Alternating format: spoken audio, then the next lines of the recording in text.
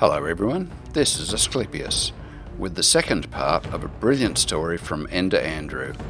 It is entitled The Green Rogue, Volume 2, told by Joorus the Scribe.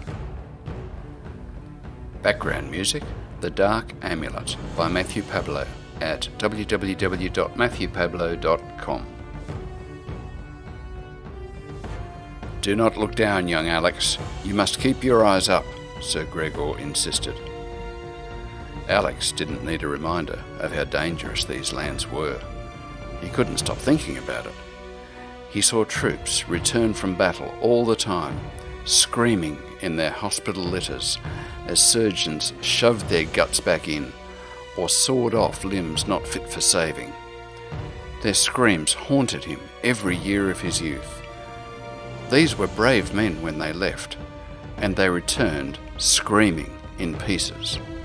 Some did not return at all, and Alex always wondered if their fate was worse or better. "I'm too young to die," Alex muttered. He looked up, but kept pulling at his gloves. His hands weren't quite large enough for them, and he felt his grip on his blade wasn't secure enough. His armour was rushed for the occasion, and his body wasn't quite the full size of a man, though his father sought to prove he was. As are we all. No man knows the length of a life, but they all end too soon. You will not speak of such things again. That is how we die, being distracted by fear. Courage to conquer that fear comes from being mindful of what you love, what you are willing to fight for. Think of home and how you wish to return. Think of what you must do today to accomplish that task, and we will both return home alive. I promise you that. Sir Gregor's armour was well worn. The smithy smoothed out each dent and repaired each hole as best they could, but any trained eye could see that it was not pristine, especially the artisanry of his father's crest.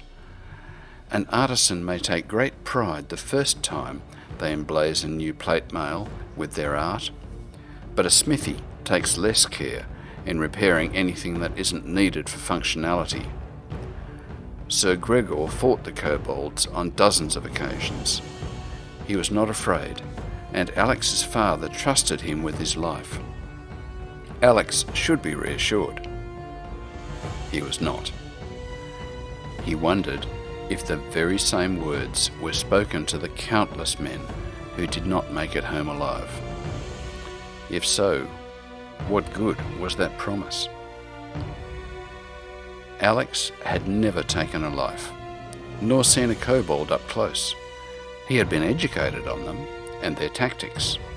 He had been trained for this moment, but he did not want it. He could not help being born the Lord's son in a kingdom full of war, stretching back centuries since the fall. Each new year passed, and more men lined up to prove their courage against kobold armies. But secretly, Alex wondered if maybe this war stretched even longer. What if it started before the fall? What if never-ending war is what led to the cataclysm? What if he had no desire to define courage in the amount of blood his sword spilled? It was too late. Sir Gregor deflected as much of the blast of the fireball as he could with his shield, but Alex felt the singe of burning flesh. It was his poorly fitting gloves that made him drop his sword, he told himself. He saw Sir Gregor besieged by a full squad of kobolds, clawing their way past his armour. He swung furiously in defence, but Alex feared it wouldn't be enough. But it was the bloodlust.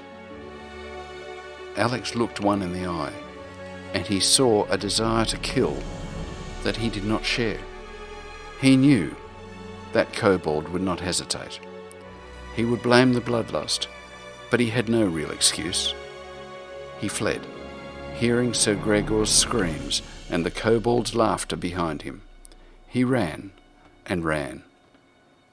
He never really stopped running. To be continued. Echoes from the Caverns is brought to you by Lord Baldrith, Asclepius, and Sir Style Teckle. Do you have a piece that you'd like us to read? Please contact us at lordbaldrith@thecaverns.net, Asclepius@thecaverns.net, or style@thecaverns.net.